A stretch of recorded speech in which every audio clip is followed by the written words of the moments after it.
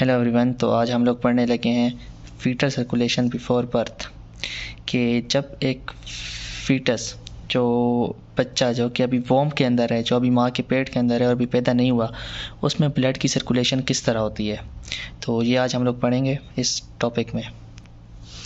और इस लेक्चर में हमारे पास 5 अडॉप्टेशंस होंगी जिनको हम बारी बारी ये जब लेक्चर पढ़ते जाएंगे तो बीच में हम इन अडॉप्टेशंस को भी डिस्कस करेंगे, जो कि फीटस के अंदर जो अडॉप्टेशंस हैं। अडॉप्टेशंस आपको पता है किसे कहते हैं कि जब कोई भी ऑर्गेनिज्म सर्वाइव करने के लिए एनवायरनमेंट के हिसाब से जो चीज़ें अपने अंदर चेंजेस लाता है उसको हम अडॉप्टेशंस कहते हैं।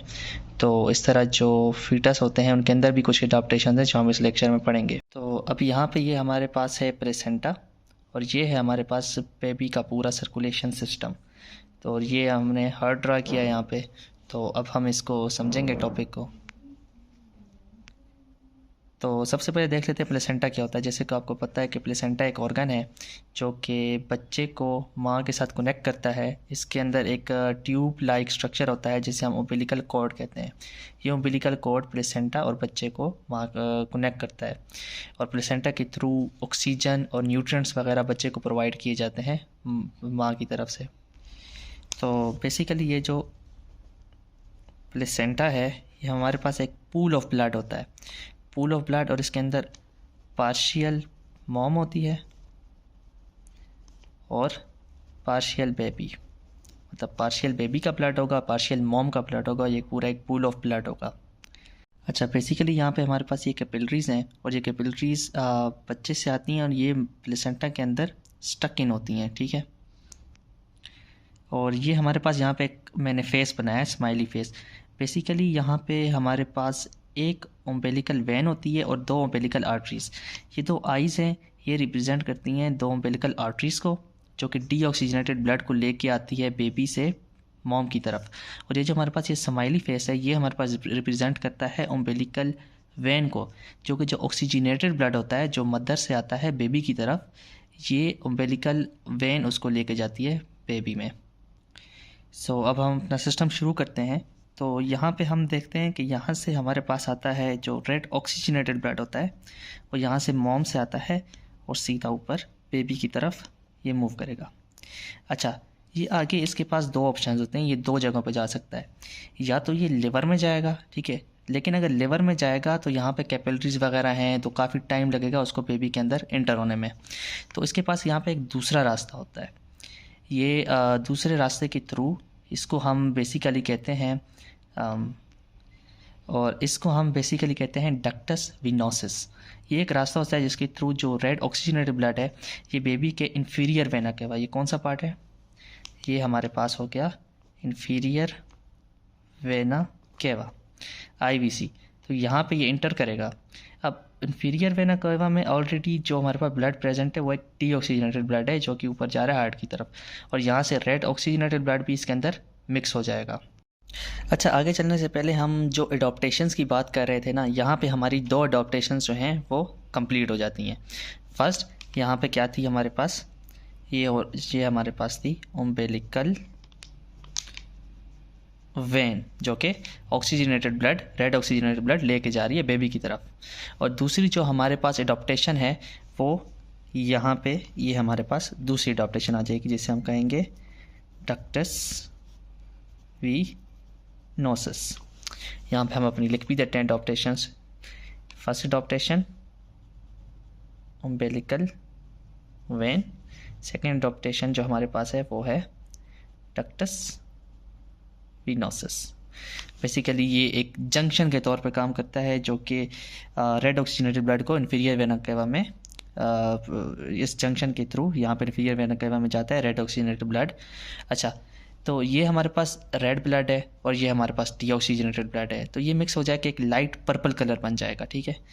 ये बेसिकली यहाँ पे जो ब्लड हमारे पास होगा इसका कलर होगा लाइट पर्पल। अच्छा, तो जो ब्लड में है जो यहाँ पे लाइट पर्पल ब्लड हमारे पास फॉर्म हुआ है ये यहाँ से मूव करता हुआ ऊपर ये हमारे पास जाएगा यहाँ पे राइट एट्रियम के अंदर। तो एक तो यहाँ से ये जो लाइट पर्पल ब्लड है ये राइट एट्रियम के अंदर आया और यहाँ पे हमारे पास क्या मौजूद है, superior vena cava. Superior vena cava से हमारे पास डीऑक्सीजनेटेड ब्लड आएगा, वो भी कहाँ पे आएगा, राइट एट्रियम के अंदर। तो हमारे पास डीऑक्सीजनेटेड ब्लड ज़्यादा हो गया है और हमारे पास ऑक्सीजनेटेड ब्लड यहाँ पे कम है, तो इसका कलर चेंज हो जाएगा डार्क पर्पल के अंदर। तो बेसिकली हम यहाँ पे लिख देते हैं कि यहाँ पे जो कलर चेंज होगा वो हो जाएगा डार्क पर्पल। तो आगे हमें पता है कि राइट एट्रियम में जब ब्लड आ जाएगा तो उसके बाद उसने कहाँ जाना है, राइट एट्रियम के बाद उसने जाना है राइट वेंट्रिकल में। तो वो डार्क पर्पल ब्लड जो है वो राइट वेंट्रिकल में आएगा और यहाँ से वो ब्लड होगा स्क्वीज़ होके उसने कहाँ जाना होता है, उसने जाना है पल्मोनरी आर्टरी में।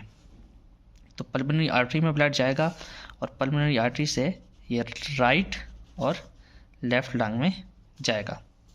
तो ये हमारे पास दोनों लंग्स हैं। फिर हमें पता होता है कि यहाँ पे उसने फ़िल्टर आउट होकर वापस आना होता है पल्मोनरी वेन के थ्रू लेफ़्ट एट्रियम के अंदर, लेफ़्ट एट्रियम के अंदर उसने आना होता है। लेकिन अब यहाँ पे एक सीन ये है कि हमारे पास जो हमारे लंग्स हैं उनके अंदर हमें पता है ये सैक्स होते हैं एल्वियोलस। तो नॉर्मली इनके अंदर एयर इन्फ्लेट होती है, लेकिन यहाँ पे हमारे पास यहाँ पे फ्लूइड्स हमारे पास इनके अंदर होगा। हमारे पास एयर के बजाय यहाँ पे ये फ्लूइड से भरे होंगे, तो जिसकी वजह से यहाँ पे ऑक्सीजन कम होगी। ऑक्सीजन कम होगी तो यहाँ पे जो कैपिलरीज पास हो रही होती हैं यानी आर्टीरियोल्स इन्हें कहते हैं, ये हो जाएंगे कॉन्स्ट्रिक्ट हो जाएंगे, ये कॉन्स्ट्रिक्ट हो जाएंगे, जिसकी वजह से क्या होगा कि यहाँ पे हमारे पास जो रेजिस्टेंस है लंग में, ये रेजिस्टेंस बढ़ जाएगी और जो ब्लड है वो पल्मोनरी आर्टरी से लंग्स के अंदर पास नहीं हो पाएगा, बहुत कम पास होगा, बहुत कम अमाउंट में। और इसकी वजह क्या है कि यहाँ पे हमारे जो एल्वियोलस है इसके अंदर क्या हमारे पास प्रेजेंट होता है, इसमें हमारे पास फ्लूइड प्रेजेंट होता है एयर के बजाय और ऑक्सीजन की कमी होती है। और इस पूरे मैकेनिज़्म को कहते हैं हाइपोक्सिक पल्मोनरी वेजो कॉन्स्ट्रिक्शन। मतलब कि वेजो कॉन्स्ट्रिक्शन नाम से ही जाहिर है कि जो हमारे पास ब्लड वेसल्स है वो यहाँ पे कॉन्स्ट्रिक्ट हो गई हैं, जिसकी वजह से जो रेजिस्टेंस है वो बढ़ गई है और जो हमारे पास ब्लड है वो बहुत कम अमाउंट में पास हो पाएगा लंग्स के अंदर। अच्छा, तो अब जो ब्लड है वो लंग्स के अंदर तो पास हो नहीं पा रहा, तो क्या होगा कि पल्मोनरी जो आर्टरी है यहाँ पे प्रेशर बढ़ जाएगा।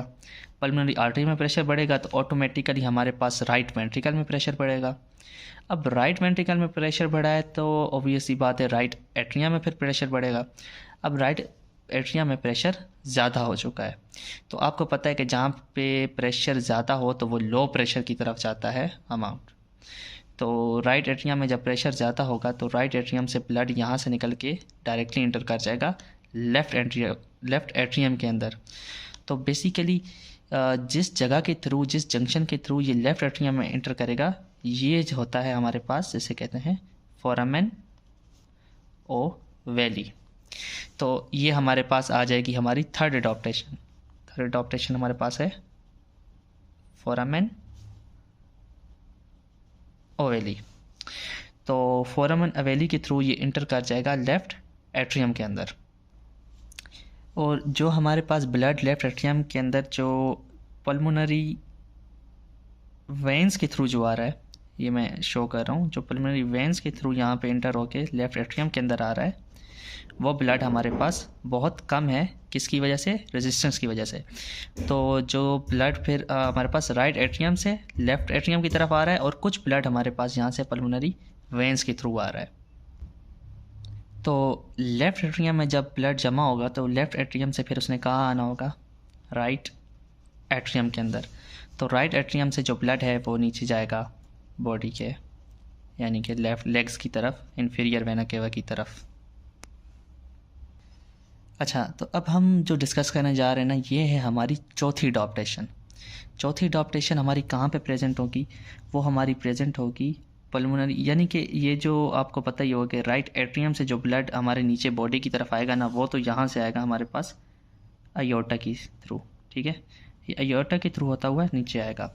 तो जो हमारी चौथी एडॉप्टेशन है वो ये है कि पल्मोनरी आर्टरी में अब प्रेशर बहुत ज़्यादा है ब्लड का, तो पल्मोनरी आर्टरी और यहाँ अयोर्टा के बिटवीन यहाँ पे एक जंक्शन प्रेजेंट होता है, इसको हम कहते हैं, ये हमारी हो जाएगी चौथी एडॉप्टेशन, जिसे हम कहेंगे डक्टस आर्टेरियोसिस।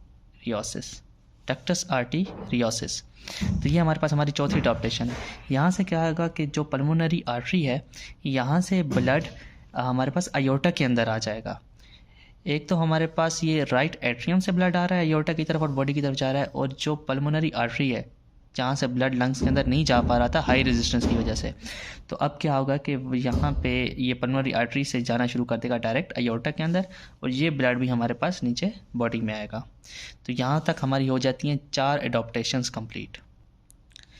तो बेसिकली जब ब्लड नीचे आएगा हमारे पास हमारे लोअर बॉडी में, हमारी लेग्स में, तो यहाँ पे अब यहाँ से एक ब्रांचेस निकल रही हैं जिन्हें हम कहते हैं इलियक आर्टरीज़।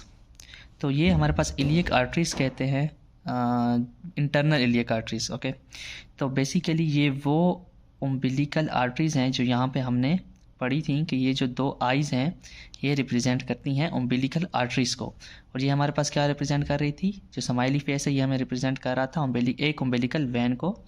जो एक उम्बिलिकल वैन होती है वो रेड ऑक्सीजनेटेड ब्लड लेके जाती है, और हमारे पास 2 उम्बिलिकल आर्टरीज़ प्रेजेंट है। तो ये वाला जो डीऑक्सीजनेटेड ब्लड अब आ रहा है ना, ये इन 2 उम्बिलिकल आर्टरीज़ के थ्रू वापस आएगा कहाँ पे, प्लेसेंटा में। ये यहाँ से वापस प्लेसेंटा में आएगा और फिर ये मदर में जाएगा फ़िल्टर होने के लिए। अब हमारे फीटस में जो होता है लंग्स इतने कैपेबल नहीं होते कि फुल जो ब्लड है उसको फ़िल्टर आउट कर सके, क्योंकि मैंने आपको जहाँ पढ़ाया वहाँ पे एल्वियोलस में फ्लूइड फिल्ड होता है, जिसकी वजह से वो सही से फ़िल्टर आउट नहीं हो पाता। इस वजह से मदर के थ्रू ही ब्लड फ़िल्टर होके आता है, और आता है तो उम्बिलिकल वैन के थ्रू बेबी में जाता है, और उम्बिलिकल आर्टरीज़ के थ्रू वापस जाता है मदर के अंदर प्लेसेंटा से होता हुआ। तो 5वीं अडॉप्टेशंस हमारी क्या आ गई यहाँ पे, उम्बिलिकल आर्टरीज़, तो उम्बिलिकल आर्टरीज़ और एक उम्बिलिकल वैन। तो यहाँ और एक चीज़ जो मैं मेंशन करना भूल गया कि यहाँ पे जो ब्लड ईज़िली प्लेसेंटा से पास थ्रू होके जाता है, वो क्यों जाता है, क्योंकि जो हमारा प्लेसेंटा होता है ना, इसमें रेजिस्टेंस बहुत लो होती है। हम ऊपर पढ़ा था कि रेजिस्टेंस हाई होती है तो ब्लड सही से पास नहीं हो पा रहा, लेकिन यहाँ पे हमारे पास रेजिस्टेंस लो होगी, जिसकी वजह से ब्लड ईज़िली पास होके जाएगा मोम के अंदर। Okay, thank you. एंड हम बाद में इसके नेक्स्ट लेक्चर डिस्कस करेंगे जो होगा फीटस सर्कुलेशन आफ्टर बर्थ, तो वो पढ़ेंगे। उसके बाद फिर हम ये सर्कुलेटरी सिस्टम के डिसऑर्डर्स डिस्कस करेंगे। सो ये था हमारे पास पीडियाट्रिक हेल्थ नर्सिंग के सर्कुलेटरी सिस्टम का फर्स्ट लेक्चर। अल्लाह हाफिज़।